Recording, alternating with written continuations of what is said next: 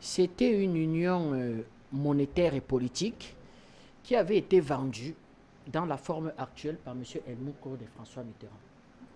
Ils expliquaient au peuple européen que, au-delà de l'union monétaire que nous allons construire une véritable union politique. Et cette union politique, liée à cette union monétaire, sachant les capacités industrielles que nous avons, voyant en quelque sorte le pouvoir d'achat que nous serons la première puissance mondiale. On le vendait au peuple européen. J'étais encore étudiant en Europe. C'est un fiasco. C'est une coquille vide aujourd'hui. D'ailleurs, je ne sais pas si vous vous êtes rendu compte des difficultés qu'ils ont eues pour véritablement arriver à un consensus sur la dame qui est aujourd'hui présidente de la Commission. Ils ne s'entendent sur rien du tout. D'ailleurs, quand vous parlez d'Union européenne, il faut dire quelle Union européenne? Vous avez ce qu'on appelle les États nordiques, qui sont eux sérieux. Un pays comme la Norvège vous explique que ça ne m'intéresse pas, l'Union européenne. Moi, j'ai mes 850 milliards de dollars de fonds de pension, je fais les affaires. J'ai une orthodoxie budgétaire claire, sérieux. Moi, je ne viens pas jouer mon destin avec des gens qui dépensent ce qu'ils n'ont pas. Des océans de misère, des peuples de chômage. D'ailleurs, c'est eux qui vont même amener le terrorisme en Europe. Donc, vous, pays du Sud, qui êtes des pays délinquants, vous avez même dans cette Union européenne ce qu'on appelle un pays colonial comme la France. Moi, nous, donc, de gros problèmes au sein de l'Union. Pourquoi? Parce que dans cette Union à 27, les décisions se prennent à l'unanimité. Donc, l'Union européenne n'existe plus. Macron et Merkel essayent de faire ce petit cinéma, oui, on relance des plans, on essaye de se doter de plans. Mais les pays nordiques disent, nous ne vous suivons pas. Donc cette histoire-ci, quand on parle, il faut parler d'abord de quelle Union européenne? Aujourd'hui, vous regardez la géopolitique mondiale, vous avez trois grands pôles, les États-Unis, la Russie et la Chine. Et l'Afrique comme potentiel. Ça veut dire que l'Afrique, si elle arrive à se doter, à faire taire, je veux dire que ses problèmes primaires, à penser par elle-même, à se mettre ensemble, à bâtir une véritable union politique, l'Afrique entre dans ce cercle des grands au-dessus de l'Union européenne. Pourquoi? Parce que l'Afrique détient toutes les réserves stratégiques dont ils ont besoin. Et en plus, nous avons pratiquement tout à reconstruire chez nous. Ça veut dire que nous-mêmes, par nos capacités, en mettant sur pied des capacités, comment je vais dire, à produire, comment je vais dire, à mettre l'outil industriel, nous pouvons, nous, avoir ce qu'on appelle de la vraie croissance, même 20% de taux de croissance, sans forcément commercer avec les autres. C'est-à-dire que apporter le développement à nous-mêmes. J'ai envie de dire qu'à quelque chose, malheur est bon. C'est l'occasion pour les Africains de dire à l'Union européenne que c'est même ce qu'on voulait depuis. Il va falloir qu'on pense et réfléchisse par nous. Est-ce que l'Union africaine nous suit? Première des choses à dire. Deuxième des choses à dire dans cette histoire-là, c'est que sur aucun problème au monde aujourd'hui ne pèse l'Union européenne. Elle ne pèse plus en rien du tout. Même au Conseil de sécurité, c'est terminé. Depuis la crise ivoirienne, la France n'a même plus pu faire passer au Conseil de sécurité une résolution de condamnation. Ben, vous savez qu'au début de notre histoire, dans la crise du Nozo, ben, vous avez des agitateurs, hommes politiques en Europe qui voulaient amener l'affaire au Conseil de sécurité. Pourquoi c'est jamais arrivé? À une époque, il suffisait qu'il y ait un conflit interne au sein d'un État. L'ambassadeur français a rédigé une résolution à Matignon, on le transmettait aux représentants français à l'ONU et l'affaire était au Conseil de sécurité. On terrorisait les chefs d'État. C'est-à-dire que, à la limite même, c'est-à-dire la gestion même de ta politique économique, à la limite, était soumise même pratiquement à un vote au Conseil de sécurité. C'était invivable. C'était invivable. Mais aujourd'hui, c'est plus possible. C'est plus possible l'Union européenne. Donc, voilà un ensemble qui essaye, comment je veux dire que, petit margouillat qui se prend pour un caïman. Entre nous, Madame Siké, vous nourrissez votre margouillat 10, 15, 30 ans, il aura la corpulence d'un caïman? Non. Donc, l'Union européenne, Washington a expliqué que je ferme mes frontières avec l'Union européenne. Pourquoi vous ne le dites pas? Washington n'est pas compris. Washington a fermé ses frontières avec l'Union européenne. Je vais beaucoup plus vite, je vais même plus loin. Washington explique à l'Union européenne que aujourd'hui, sur des problèmes européens, c'est moi qui ai mot à dire. L'Union européenne a une sécurité. La sécurité de l'Union européenne, c'est l'OTAN. Donc, sur des problèmes internes au sein de l'Union européenne, la Grande-Bretagne, pays pivot, c'est le seul pays en Europe qu'on peut considérer comme étant véritablement parmi les vainqueurs de la Deuxième Guerre mondiale. La Grande-Bretagne a dit, je ne fais plus partie de cette union. Je n'en veux plus.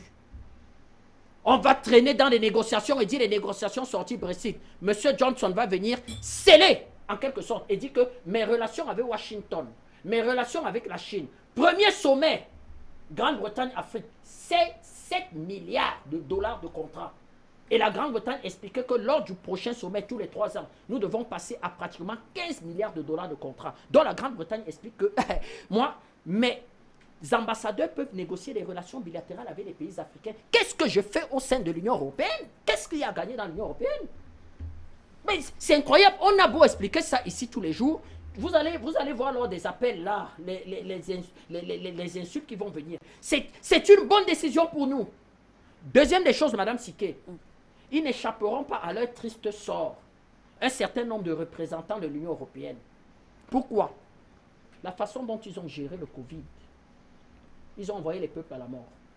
Moi, j'ai suivi l'audition du chercheur Raoul au Sénat. Ouais. Il a expliqué que le conseil scientifique qui avait été monté, c'était tout sauf un conseil scientifique. Il dit, on va se retrouver 3-4 fois. J'ai dû faire 3-4 réunions. On parlait de tout, sauf des questions sanitaires. Les scientifiques qui avaient été cooptés venaient vendre, venaient chercher de l'argent. C'était en quelque sorte ce qu'on appelle des attachés commerciaux. Et ils essayaient de se mettre en conformité, de valider des politiques qu'ils allaient vendre en quelque sorte à l'homme politique pour que l'homme politique le prenne. Tout simplement pour faire gagner de l'argent à des firmes. Et on va envoyer des peuples à la mort. Pourquoi l'Union européenne n'a jamais cherché à savoir que le Covid vient d'où? Le Cameroun est contaminé le 6 mars 2020, un vol Air France. Notre gouverneur de région profite pour le saluer avec beaucoup de respect, sera une victime. Parce que l'État va lui demander d'aller accueillir les frères qui venaient quand on fermait les frontières. Il va tomber malade, notre gouverneur de région, par un vol Air France. C'est vous, à la limite, qui avez contaminé l'Afrique et vous osez parler.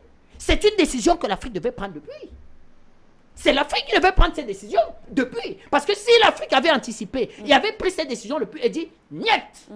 au prix de n'importe quoi, nous ne faisons plus entrer des avions, les bateaux. Comment je veux dire que les passagers qui viennent en destination de l'Union africaine, ben, Célestin Diamène a dit que nous avons près de 10 000 cas. On n'aurait pas eu 10 000 cas, on serait à des cas marginaux, c'est-à-dire qu'on serait à une dizaine de cas.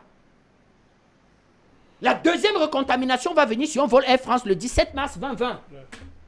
Le 17 mars 2020. Qui doit fermer ses frontières vis-à-vis de l'autre? Le Cameroun venant des vols de... Et nous avons été très embêtés de voir un vol Air France atterrir véritablement en dépit du fait que le gouvernement a pris un certain nombre de restrictions. C'est-à-dire qu'au-delà du fait que vous produisez un test, comment je vais dire, que datant de 72 jours au maximum, eh bien, vous subissez une quarantaine. Et dans cette décision-là, il faut dire que le Cameroun, sans faire beaucoup de tapage, a rapidement appliqué la réciprocité.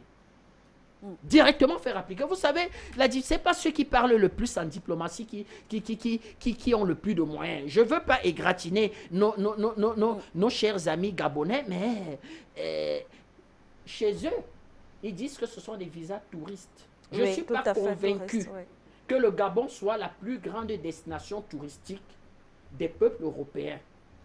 Je ne suis pas convaincu. Et cette dépénalisation, cette loi de la honte, il y a une grande pression en fait de quelque chose de l'Union européenne.